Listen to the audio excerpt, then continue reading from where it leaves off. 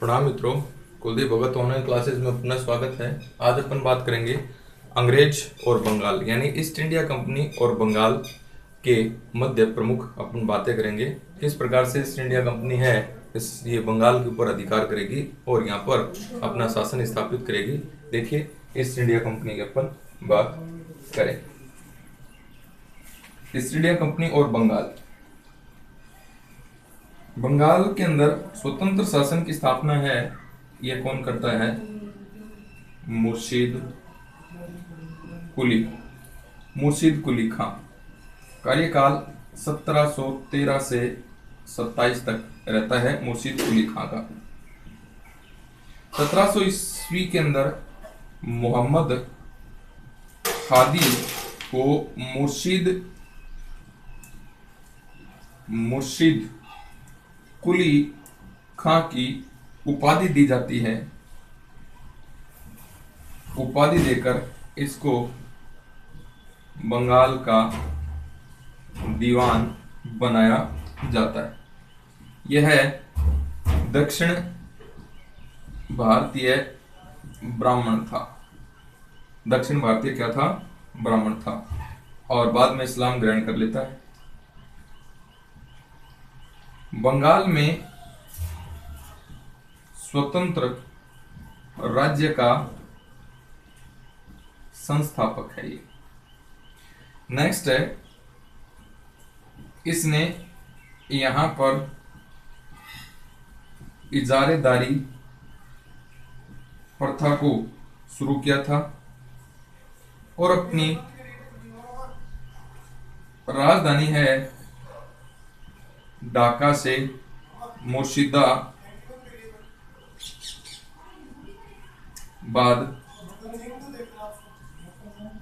स्थानांतरित कर दिया गया।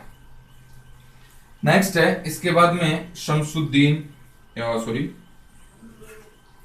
शुजाउद्दीन मोहम्मद खां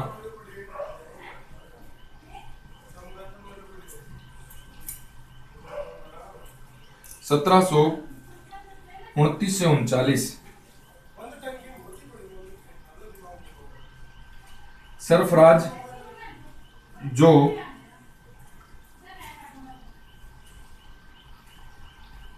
मुर्शीद का दोहित्र था,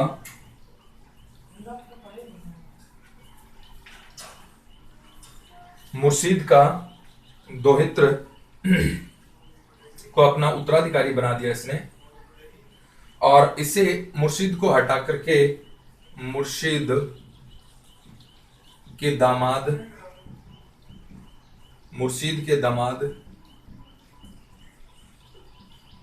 सुजाउद्दीन यहां पर क्या बन गया था? शासक बन गया था। यह है स्वतंत्र बंगाल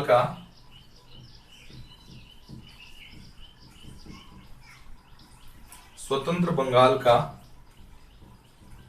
प्रथम नवाब था। इसके बाद में है सरफराज खां हैदरजंग 1739 से 40 1740 में घेरिया का युद्ध हुआ जिसमें अली वर्दी खान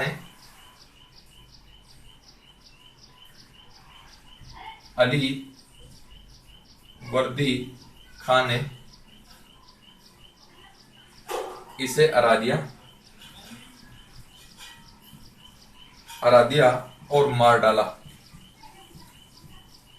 और बंगाल की सूबेदारी पर कब्जा कर लिया।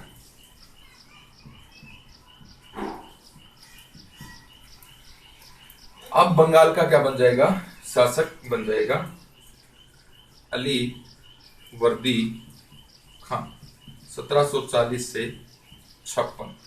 अली वर्दी खां बंगाल और बिहार उड़ीसा का नवाब बन गया। बंगाल, बिहार और उड़ीसा का क्या बना, नवाब बना। यह बंगाल का क्षेत्र था। इसके बाद में सिराजुद्दौला है, यह है नवाब बनता है 1756 से 1757। अलीवर्दी खां का दोहित्र था अलीवर्दी खां का। इसके प्रमुख शत्रु देखिए, सिराजुद्दौला के शत्रु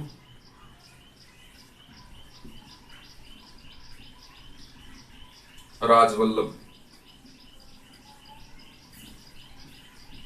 पूर्णिया का नवाब शौकत जंग। नेक्स्ट है, इसकी जो मौसी है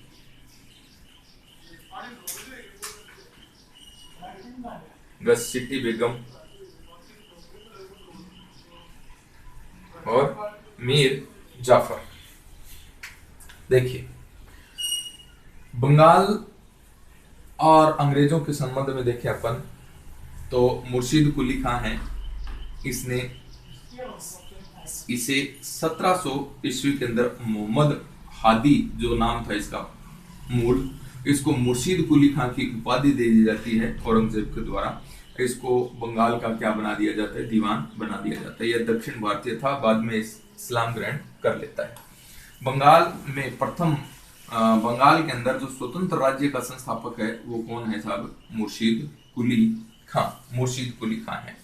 इसने बंगाल के अंदर इजारदारी प्रथा को बढ़ावा दिया और अपनी राजधानी ढाका से कहां स्थानांतरित कर ली, मुर्शिदाबाद में स्थानांतरित कर ली। इसके बाद में सुजाउद्दीन मोहम्मद खां शासक बनता है 1729 से 39 के मध्य। सरफराज जो मुर्शीद का दोहित्र था, मुर्शीद के दामाद। देखिए, इसके बाद में जो सुजाउद्दीन है, सुजाउद्दीन मोहम्मद खां शासक बनता है। जो सरफराज जो है ये किसका दोहिता था, मुर्शीद का दोहिता था। और सरफराज की हत्या है ये कौन कर देता है, सुजाउद्दीन कर देता है। और सुजाउद्दीन है ये शासक बन जाता है। सुजाउद्दीन जो था ये किसका दामाद था, मुर्शीद का दामाद था। और सुजाउद्दीन है ये स्वतंत्र बंगाल का पहला नवाब बनता है, इंपॉर्टेंट बात है।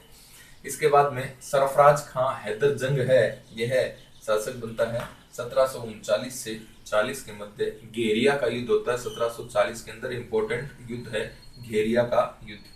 अलीवर्दी खां जो है इस युद्ध के अंदर अलीवर्दी खां इसे हरा देता है, किसको, सरफराज खां हैदर जंग को, और मार डालता है और बंगाल की सूबेदारी पर कब्जा कर लेता है। अलीवर्दी खां है यहाँ का स्वतंत्र शासक बनता है। बंगाल, बिहार, उड़ीसा जो थे यहाँ का स्वतंत्र नवाब बन जाता है। और अलीवर्दी खां है इसकी निसंतान मृत्यु हो जाती है। और सुजाउद्दौला जो इसका दोहित्र था अलीवर्दी खां का, यहाँ का शासक बनता है। सुजाउद्दौला जो थे इसके जो शत्रु जो हैं ये कौन कौन थे, राजवल्लभ, पूर्णिया का नवाब शौकत जंग, मोशी की गसिटी बेगम और मीर जाफर जो क्या था, मीर बख्शी था, सेनापति था। आगे देखिए,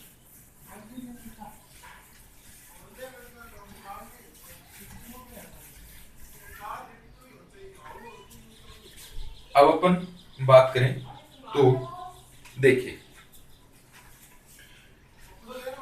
बंगाल का प्रथम नवाब था, अपन बात कर रहे हैं सिराजुद्दौला की। सिराजुद्दौला अपन पढ़ रहे हैं। यह बंगाल का प्रथम नवाब था जो अंग्रेजों से युद्ध किया। इसने अंग्रेजों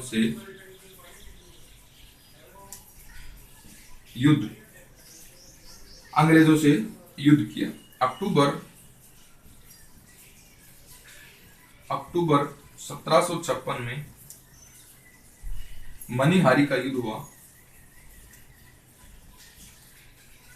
मनिहारी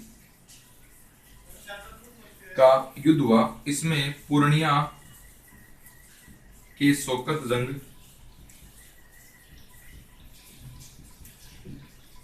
को पराजित कर दिया गया और इसकी हत्या कर दी, किसने, सिराजुद्दौला ने। अब है अली वर्दी खां। अली वर्दी खां है जो इसका नाना था सिराजुद्दौला का। ये कहता है यूरोपियन लोगों की तुलना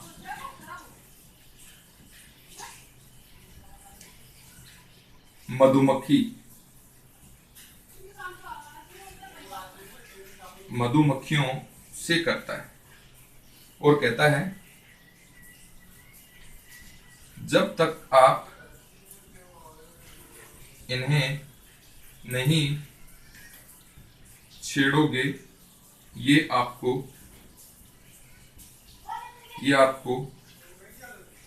शहद देंगी। वह छेड़ने पर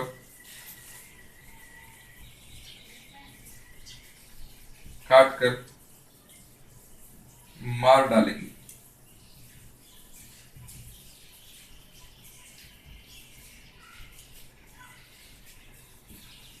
आगे देखिए साहब, कंपनी ने नवाब के विरुद्ध षड्यंत्र किया।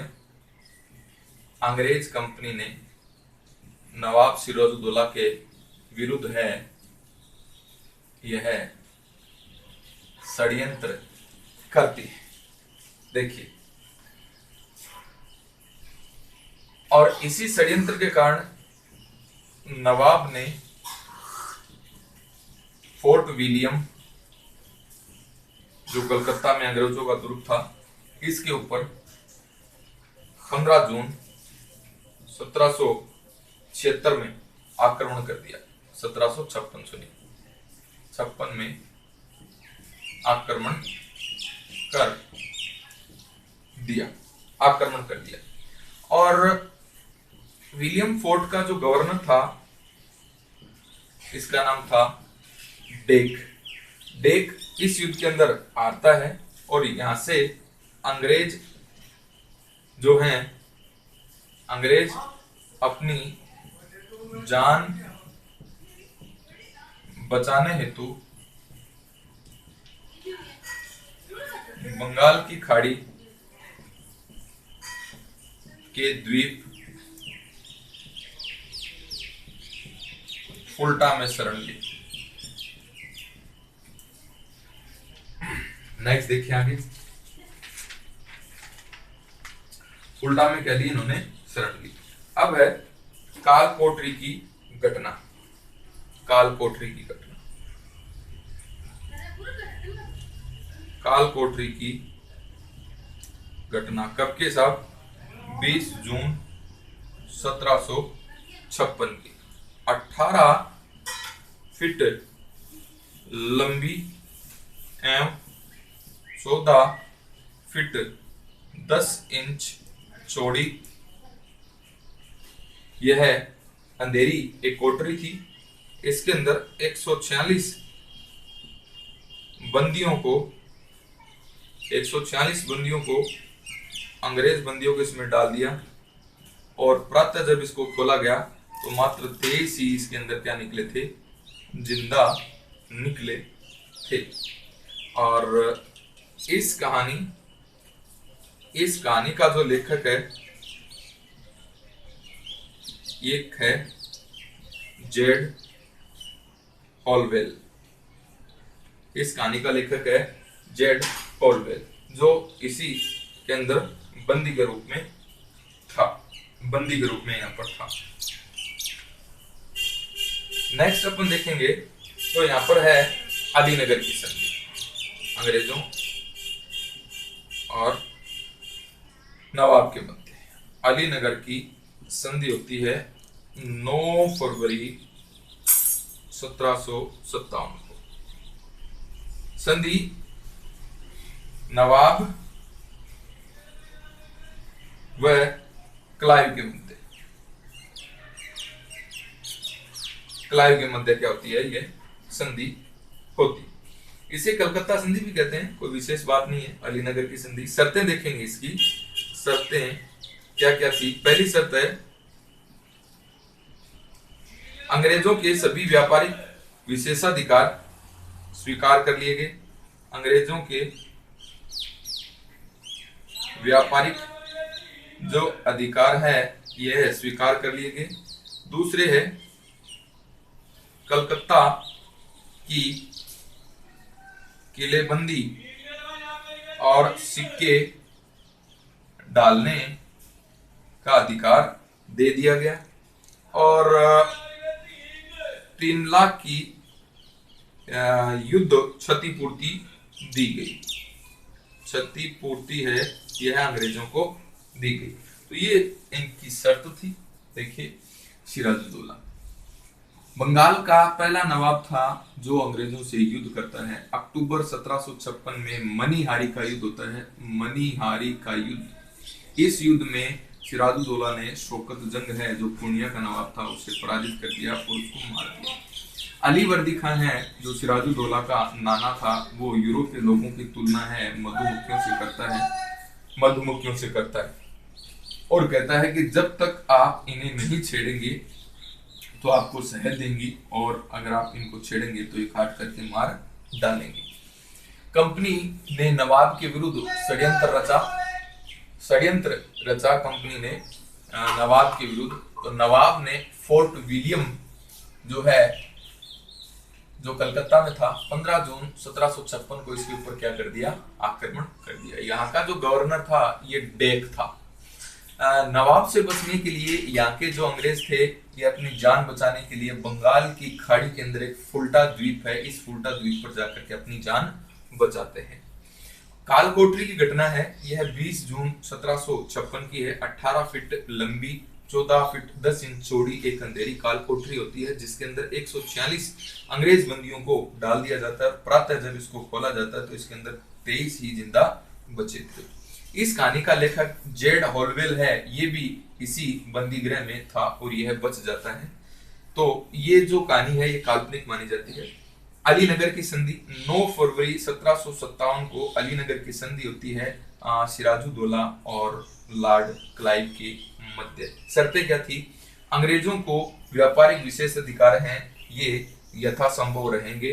जैसा कि आपको पता है कि 1717 में फर्रुख शेर ने इसको फरमान जारी किया था, दस्तक दिया था कि ये दस्तक है ये ऐसा कैसा बना रहेगा, क्योंकि ये जो अंग्रेज थे ये इस दस्तक का क्या कर रहे थे, दुरुपयोग कर रहे थे। इसलिए यहाँ पर सिराजुद्दौला ने इनके ऊपर अंकुश लगाया था। लेकिन अलीनगर की संधि पर इनका विशेष अधिकार मान लिया गया। कलकत्ता की किलेबंदी का अधिकार दिया गया और कलकत्ता में सिक्के डालने का अधिकार दिया गया। और युद्ध की क्षतिपूर्ति के लिए अंग्रेजों को सिराजुद्दौला कितने लाख रुपए देगा? 3 लाख रुपए देगा। तो इस प्रकार से ये युद्ध होता है। आगे देखिए,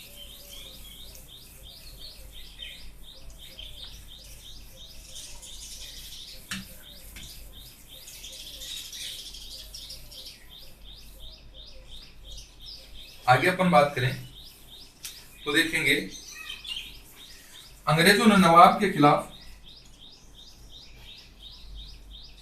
अंग्रेजों ने षड्यंत्र किया और नवाब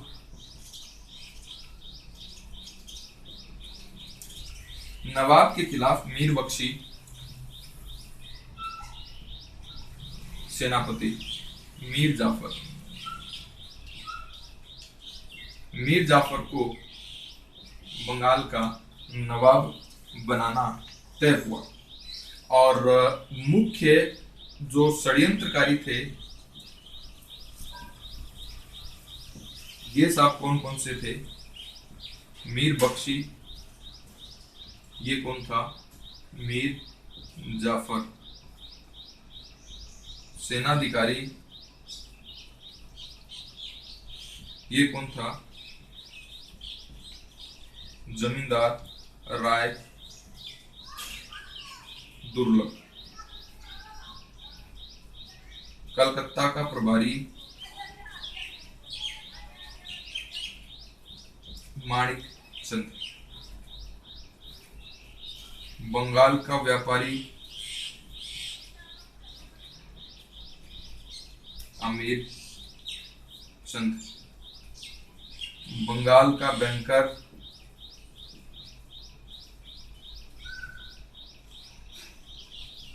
जगत सेठ जगत सेठ कहा जाता था, फतेह चंद था। ये प्रमुख षड्यंत्रकारी थे नवाब सिराजुद्दौला के विरुद्ध। तो साहब युद्ध होता है प्लासी का। प्लासी का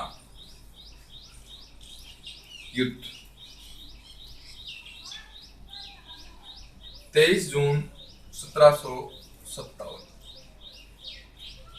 23 जून 1757 पटना में भागीरथी नदी के तट के पास किस किस के मध्य, लॉर्ड क्लाइव और सिराजू दौला के मध्य, जिसमें विजय किसकी होती है, लॉर्ड क्लाइव की विजय होती है। नवाब की तरफ से मीर मदान व मोहनलाल है, यह वीरगति को प्राप्त होते हैं। मीर जाफर ने नवाब को महल में जाने की सलाह दी। यहां पर इसका बेटा, इसका मीर जाफर का बेटा मीर मीरन ने सिराज व उसकी पत्नी लुत्फुनिसा की क्या कर दी, हत्या कर दी। 28 जून 1757 को मीर जाफर है, यह बंगाल का क्या बन गया, नवाब बन गया। बंगाल है, इसका अंतिम स्वतंत्र जो शासक था यह सिराज था, यानी सिराजू दौला था। नेक्स्ट देखिए, सर जदुनाथ सरकार है, ये 23 जून 1757 को मध्य युग का अंत और आधुनिक युग का आरंभ मानता है, आरंभ हो गया। ये किसका कथन है, सर जदुनाथ सरकार का कथन। देखिए साहब, सिराजुद्दौला की अपन बात करें तो अंग्रेजों ने नवाब के खिलाफ है एक षड्यंत्र किया, और इस षड्यंत्र के तहत मीर बख्शी यानी मीर जाफर को नवाब बनाना तय हुआ। मुख्य षड्यंत्रकारी कौन कौन थे, मीर बख्शी जो मीर जाफर था, सेनाधिकारी जमींदार राय दुर्लभ, कलकत्ता का प्रभारी माणिक चंद था, बंगाल का व्यापारी अमीर चंद था, बंगाल का बैंकर जगत सेठ फतेह चंद था। प्लासी का युद्ध होता है 23 जून 1757। प्लासी का युद्ध 23 जून 1757 को होता है। पटना के भागीरथी नदी के तट पर लॉर्ड क्लाइव और सिराजुद्दौला के मध्य होता है। पूर्व नियोजित युद्ध था यह। नवाब की तरफ से मीर मदान और मोहनलाल हैं, ये युद्ध करते हुए वीरगति को प्राप्त हो गए। मीर जाफर ने नवाब को महल में जाने की सलाह दी, और यहाँ पर मीर जाफर का बेटा मीर मीरान था, इसने सिराजुद्दौला की पत्नी लुत्फुनिसा की क्या कर दी, हत्या कर दी। 28 जून 1757 को मीर जाफर है, ये बंगाल का क्या बना, नवाब बना। बंगाल का अंतिम स्वतंत्र जो नवाब था ये कौन था, सिराजुद्दौला था। सर जदुनाथ सरकार क्या कहता है, इंपोर्टेंट बात है कि 23 जून 1757 को, यानी इस डेट को 23 जून 1757 को मध्य युग का अंत और आधुनिक युग की का आरंभ है, यह कौन बताता है, सर जदुनाथ सरकार बताता है। आगे देखिए, तो प्लासी का युद्ध है, ये जीतने से भारत के अंदर अंग्रेज राज्य की क्या होगी, शुरुआत होगी। भारत के अंदर अंग्रेज राज्य की क्या होगी, शुरुआत होगी। के एम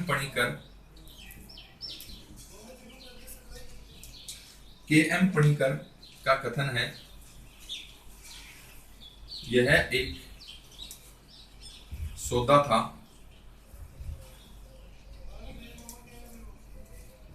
जिसमें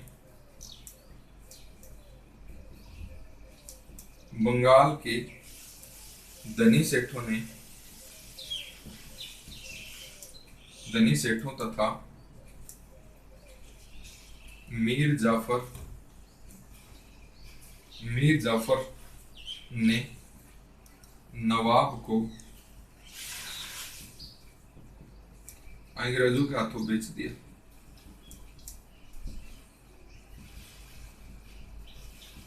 ये सब कथन है के एम पणिकर का।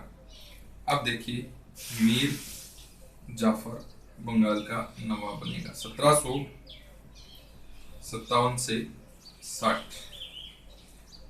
मीर जाफर है, इसे क्लाइव का गीदड़ कहा जाता है, क्लाइव का गीदड़ कहा जाता है। इसने कंपनी को 24 परगना की जमींदारी दे दी और क्लाइव को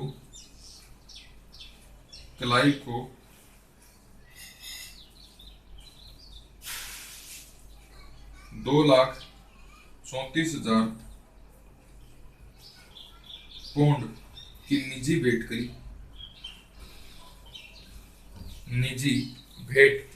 की इसने। नेक्स्ट है, मीर जाफर जो है ये जल्दी है अंग्रेजों से परेशान हो गया। मीर जाफर ने डचों से मिलकर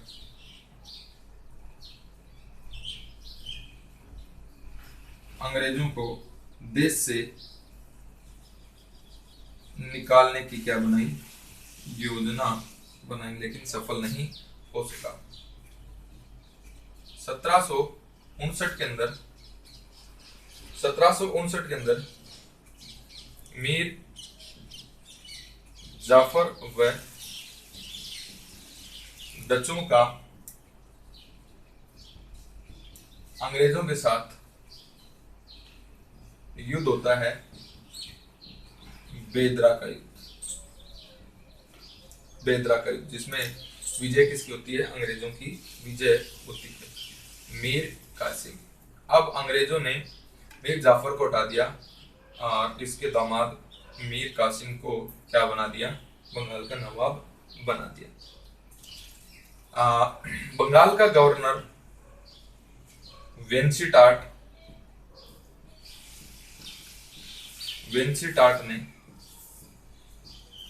मीर जाफर के स्थान पर इसको नवाब बना दिया। इस घटना को बंगाल में दूसरी क्रांति की संज्ञा दी गई। अब देखिए, कलकत्ता की संधि 1760 के किसके मध्य, मीर कासिम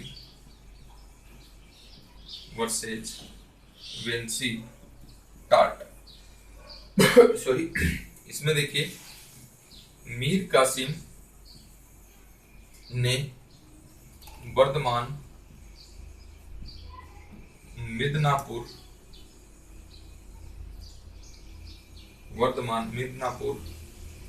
चट्टगांव कंपनी को दिए और 2 नंबर पे देखिए,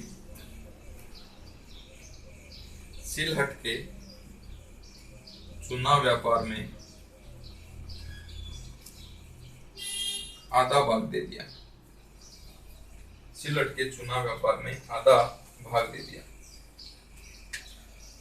मीर कासिम जो था यह अलीवर्दी खां के उत्तराधिकारियों में सबसे योग्य था। सबसे क्या था?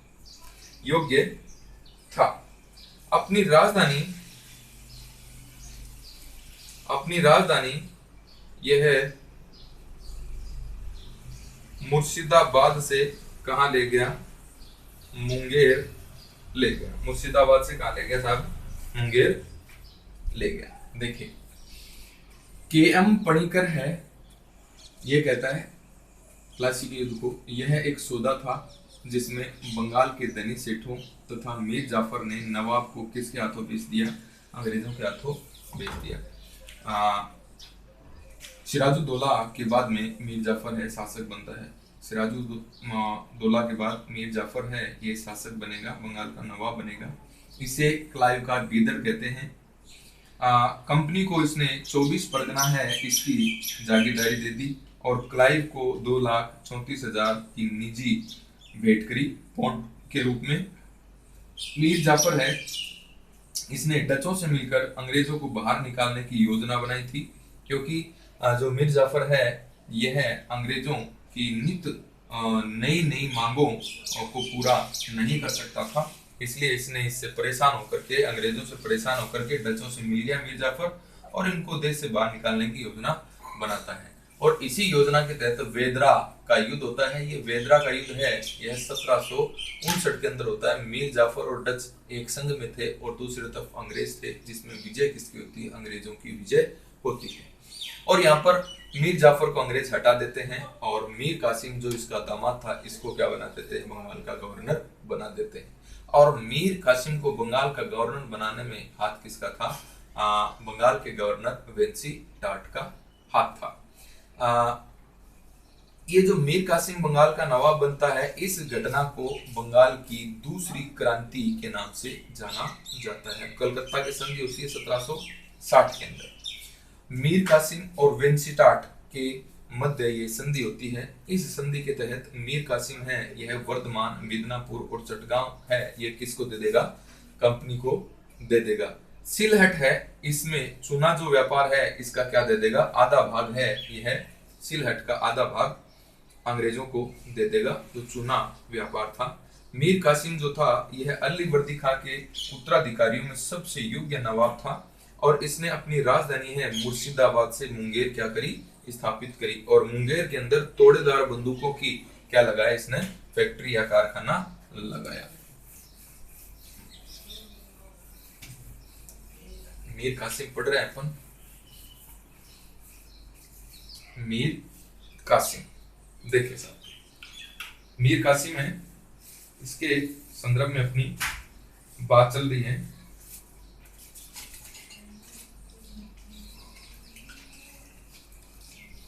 देखिए, इसके समय बिहार का गवर्नर मीर कासिम की बात चल रही है। इसके समय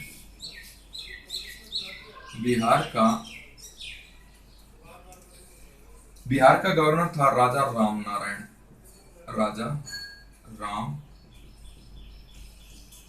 नारायण, जो अंग्रेजों की शह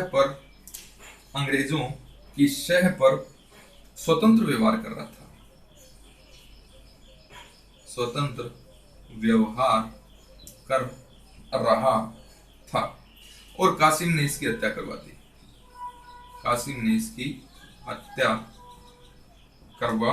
दी। और इसी कारण कासिम और कंपनी के मध्य मतभेद उत्पन्न हो गए। मेजर एडमज के नेतृत्व में मीर कासिम को कटवा गिरिया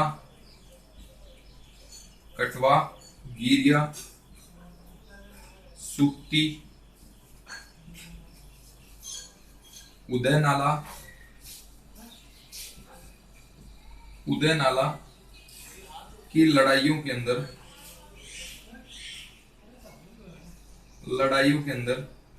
इसको क्या किया, नवाब को हराया गया। नवाब इन लड़ाइयों के अंदर हार जाता है। इसके बाद में नवाब है यह पटना की तरफ भाग जाता है और यहाँ पर 1763 में अवध का नवाब सुजाउद्दौला व मुगल सम्राट शाह आलम द्वितीय व नवाब के मध्य एक क्या बन जाता है, संघ बन जाता है। नवाब के मध्य संघ बनता है और बक्सर का युद्ध होता है कि तीनों मिलकर क्या करेंगे, समझौता हो गया और युद्ध करेंगे अंग्रेजों से। बक्सर का युद्ध देखिए साहब, 22 अक्टूबर 1764 में किसका युद्ध होता है, बक्सर का युद्ध होता है। बक्सर है ये कहां पर है साहब, बिहार के अंदर। इस युद्ध के समय इंपोर्टेंट बात है, बंगाल का जो नवाब था वो कौन था, मीर जाफर। बंगाल का नवाब कौन था, मीर जाफर था। अंग्रेज सेना का जो नेतृत्व कर रहा था ये कौन कर रहा था, हेक्टर मुनरो। और वर्सेज नवाब का संघ था जिसमें विजय किसकी होगी, हेक्टर मुनरो की। और अब संधि होगी इलाहाबाद की संधि। इलाहाबाद की संधि अगस्त 1765 के अंदर इलाहाबाद की क्या होती है, संधि होती है। लॉर्ड क्लाइव है यह दूसरी बार बंगाल का गवर्नर बना और इसने अवध के सुजाउद्दौला व मुगल सम्राट शाह आलम द्वितीय से क्या करी, इलाहाबाद की संधि करी। अलग अलग करेगा दोनों से इलाहाबाद की संधि, दोनों से अलग अलग इलाहाबाद की संधि होगी। देखिए बिहार का गवर्नर था राजा राम नारायण, जो अंग्रेजों की शाही के ऊपर क्या कर रहा था, स्वतंत्र व्यवहार कर रहा था। कासिम ने इसकी क्या करवा दी साहब, हत्या करवा दी। मीर कासिम ने हत्या करवा दी। और इसी मतभेद को लेकर के अंग्रेजों और मीर कासिम के मध्य मतभेद बढ़ता गया और स्थिति युद्ध तक आ पहुंची। मेजर एडमज के नेतृत्व के अंदर मीर कासिम के विरुद्ध सेना भेजी गई। मीर कासिम ने कटवाहा, गिरिया, सूती, उदय नाला की लड़ाइयां लड़ी जिसके अंदर मीर कासिम है ये हारता गया। नवाब है यह कहाँ भाग गया, पटना भाग गया। और पटना के अंदर 1763 में अवध का सुजाउद्दौला और मुगल शासक शाह आलम और नवाब के मध्य एक संघ बना और समझौता हुआ। समझौता क्या हुआ कि तीनों मिलकर के अंग्रेजों पर क्या करेंगे, आक्रमण करेंगे। यहाँ पर देखिए बक्सर का युद्ध होता है 22 अक्टूबर 1764 को। बक्सर कहाँ पर है, बिहार के अंदर है। इस समय जो बंगाल का शासक था बक्सर के युद्ध के समय कौन था, मीर जाफर। इंपोर्टेंट बात है, ध्यान में रखना है। अंग्रेज सेना का नेतृत्व है बक्सर के युद्ध में कौन करता है, हेक्टर मुनरो। और किन के साथ में, नवाब का जो संघ था सुजाउद्दौला, मीर कासिम और शाह आलम द्वितीय, इनके मध्य युद्ध होता है जिसमें विजय किसकी होती है, हेक्टर मुनरो की होती है। और इसी बक्सर की विजय के बाद में भारत के अंदर अंग्रेजों का जो साम्राज्य है ये क्या हो जाता है, शुरू हो जाता है। अंग्रेजों का साम्राज्य शुरू हो जाता है। वैसे प्लासी के युद्ध के बाद में यह है भारत में अंग्रेजी साम्राज्य की शुरुआत थी। लेकिन यहाँ पर अपन बात करें बंगाल, बिहार और उड़ीसा का जो क्षेत्र है सबसे पहले इसी क्षेत्र पर ये क्या करेंगे, अपना कब्जा करेंगे और यहाँ से अपनी जो शासन व्यवस्था है यह शुरू करेंगे। तो हेक्टर मुनरो विजित हो गया और हेक्टर मुनरो के बाद में अपन बात करें इलाहाबाद की संधि होती है अगस्त 1765 में। क्लाइव दूसरी बार गवर्नर बन के बंगाल आता है, बंगाल का गवर्नर दूसरी बार बनता है और इसने अवध के सुजाउद्दौला और मुगल सम्राट शाह आलम से संधि करी। इस संधि को इतिहास में इलाहाबाद की संधि के नाम से जानते हैं। देखिए आगे दोनों से अलग अलग संधियां होंगी, देखिए आप किस प्रकार से ये संधियां होंगी। शाह आलम के साथ में संधि, शाह आलम से संधि 12 अगस्त 1765 को, किसके साथ में, शाह आलम के साथ में। दोनों को इलाहाबाद की संधि के नाम से जाना जाता है। शर्तें क्या क्या थी, मुगल सम्राट शाह आलम द्वितीय को ब्रिटिश संरक्षण मिलेगा, ब्रिटिश संरक्षण मिलेगा। नेक्स्ट है कंपनी को सम्राट ने बंगाल, बिहार, उड़ीसा की दीवानी दी।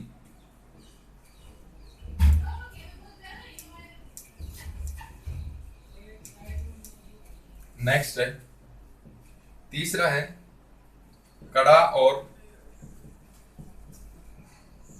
इलाहाबाद सम्राट को सौंपे गए।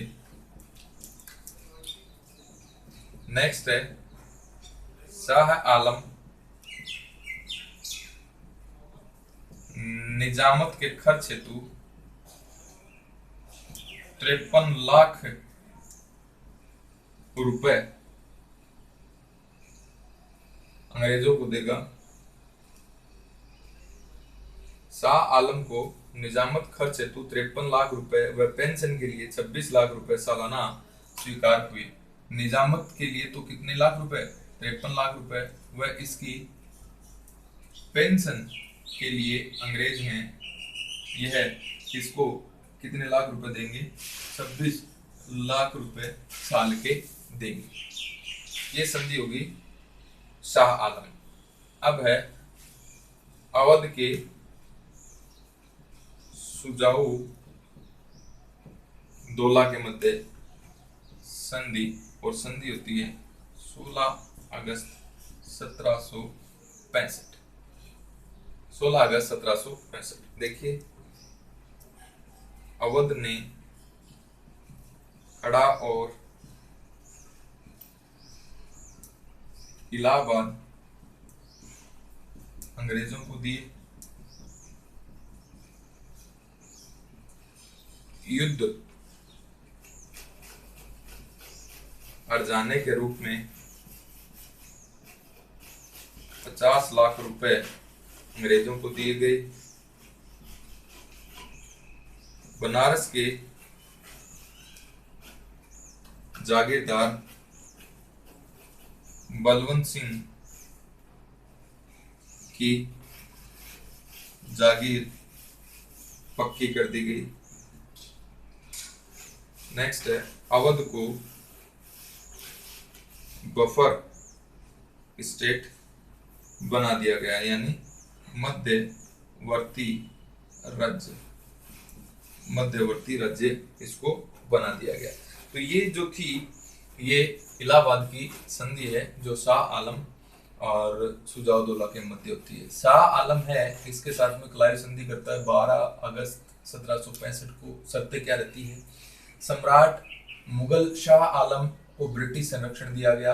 कंपनी को सम्राट जो है ये है बंगाल, बिहार और उड़ीसा की दीवानी दे दी और कड़ा और इलाहाबाद सम्राट को सौंप दिए गए। शाह आलम को जो है यह है शाह आलम को निजामत के खर्च हेतु 53 लाख रुपए और पेंशन के लिए 26 लाख रुपए सालाना देना तय हुआ अंग्रेजों के द्वारा।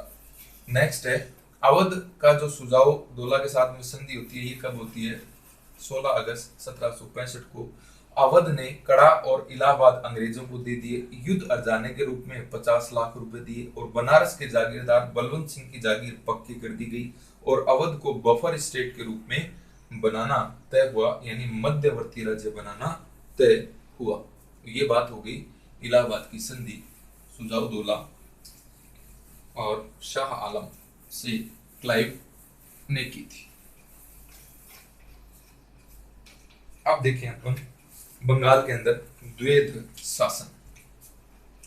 बंगाल के अंदर द्वैध शासन, द्वैध शासन सीधा सा मतलब होगा दो शासक। 1765 से 72 के मध्य जो है ये क्या है? द्वैध शासन। द्वैध शासन 1765 में मीर जाफर का पुत्र जिसका नाम था नजमू दौला क्या बनता है? नवाब बना। और नवाब है यह पूर्णतः कंपनी के अधीन हो गया। पूर्णतः क्या हो गया? कंपनी के अधीन हो गया। और क्लाइव ने बंगाल के अंदर द्वैध शासन है यह लागू कर दिया, यानी द्वैध शासन का जो जनक है ये कौन है? क्लाइव है। तो देखिए द्वैध शासन है यानी दो शासन, एक तो है निजामत। निजामत है, इसके अंदर कानून व्यवस्था, फौजदारी एवं सैनिक मामले हैं, यह किसके पास रहेंगे? नवाब के पास रहेंगे। और इसी प्रकार दीवानी है द्वैध शासन के अंदर, यानी राजस्व निर्धारण, कर संग्रह किसके पास रहेंगे? कंपनी के पास रहेंगे। तो ये हो गया आपका द्वैध शासन। इस तरह द्वैध शासन में दो शासक हो गए। इस तरह द्वैध शासन के अंदर दो शासक हो गए, कंपनी व नवाब। कंपनी और नवाब। कंपनी के पास अधिकार, कंपनी के पास अधिकार व शक्तियां थी, किंतु उत्तरदायित्व नहीं था। इसी प्रकार जबकि नवाब के पास उत्तरदायित्व था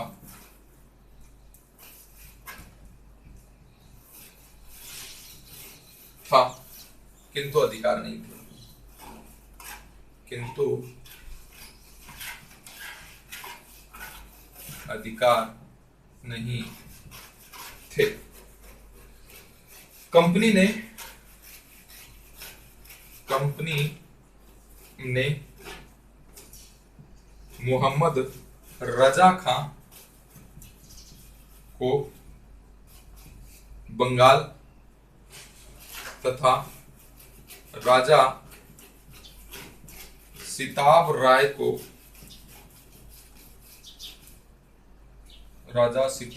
को बिहार का नायब दीवान बनाया।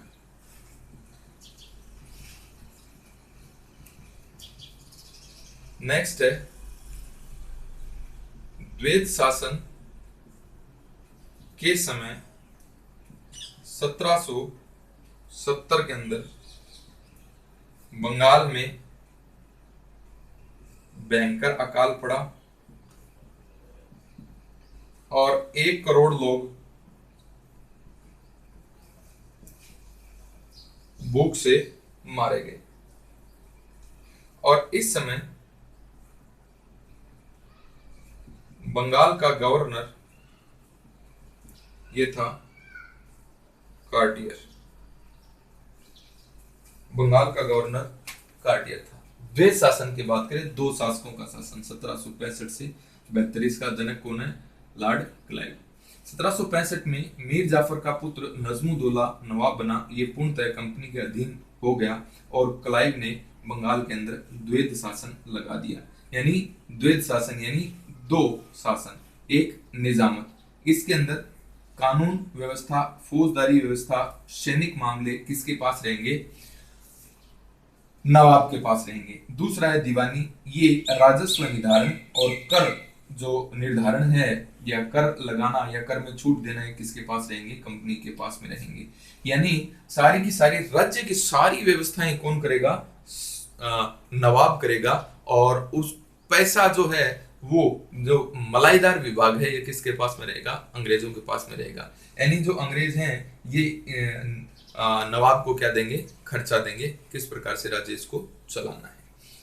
तो द्वैध शासन के अंदर 2 शासक हो गए, एक तो कंपनी हो गई, एक नवाब हो गया। कंपनी जो है अधिकार व कंपनी के पास में अधिकार व शक्तियां थी लेकिन उत्तरदायित्व नहीं था। नवाब के पास में उत्तरदायित्व था लेकिन क्या नहीं थे? अधिकार नहीं थे। अब कंपनी जो है इसने मोहम्मद रजा खान को बंगाल और राजा सिताब राय को बिहार का नायब सूबेदार बना दिया। द्वैध शासन में के समय 1770 में बंगाल में भयंकर अकाल पड़ा और 1 करोड़ लोग भूख से मारे गए। इस समय बंगाल का जो गवर्नर था ये कौन था? कार्टियर था। आगे देखिए द्वैध शासन के अंदर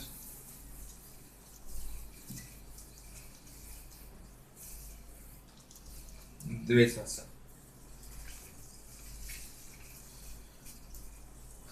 कॉर्नवालिस ने है।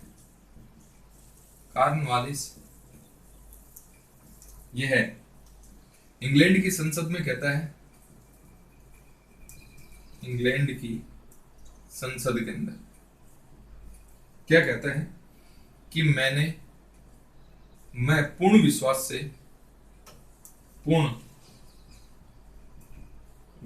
से कहता हूं कि 1765 से 85 तक ईस्ट इंडिया कंपनी की सरकार से अधिक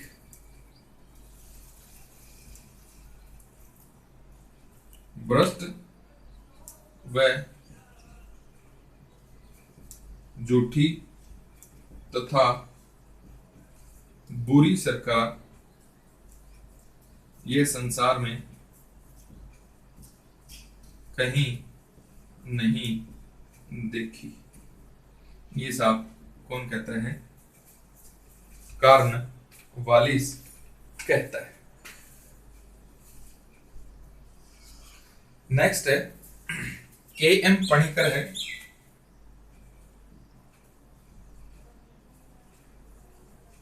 के.एम. पणिकर 1765 से 72 के द्वैध शासन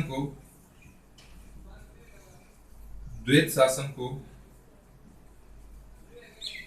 डाकुओं का राज्य कहता है। डाकुओं का राज्य कहता है। और इसी समय श्वेत विद्रोह होता है। श्वेत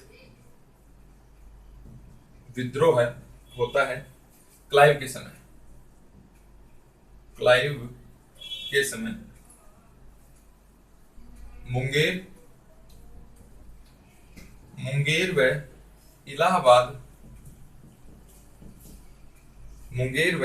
इलाहाबाद में अंग्रेज सैनिकों ने अंग्रेज सैनिकों ने दोहरे भत्ते बंद करने का विरोध किया और सामूहिक त्याग की धमकी दी, जो श्वेत विद्रोह के नाम से जाना जाता है। नेक्स्ट है, द्वैध शासन के समय गवर्नर क्लाइव है 1765 से 1772, वेरेलिस्ट है यह है 1767 से 69, कर्टियस है यह है 1769 से 72, क्लाइव 72 नहीं 67, और लॉर्ड वारेन हेस्टिंग्स है यह 1772 से 74 है। बंगाल का अंतिम नवाब ये रहता है मुबारकदौला। मुबारकदौला रहता है। देखिए, द्वैध शासन अपन पढ़ रहे हैं। कार्नवालिस है यह इंग्लैंड की संसद में कहता है कि मैं पूर्ण विश्वास से कह सकता हूं कि 1765 से 85 तक ईस्ट इंडिया कंपनी सरकार जितनी भ्रष्ट व झूठी बुरी सरकार संसार में और कहीं नहीं है। टीएम पणिकर है ये कहता है 1765 से 72 का द्वैध शासन है, इसे किसका शासन कहता है? डाकुओं का शासन कहता है। अब श्वेत विद्रोह होता है क्लाइव के समय मुंगेर व इलाहाबाद में अंग्रेजों का दोहरा भत्ता बंद कर दिया गया था, इसलिए ये विद्रोह करते हैं और सामूहिक रूप से त्यागपत्र देने की बात कहते हैं। द्वैध शासन के समय गवर्नर है ये देखिए, क्लाइव है, वेरेलिस्ट है, कर्टियस है और लॉर्ड वारेन हेस्टिंग्स है। लॉर्ड वारेन हेस्टिंग्स है। इसके बाद देखिए, बंगाल का जो अंतिम नवाब था ये मुबारकदौला रहता है।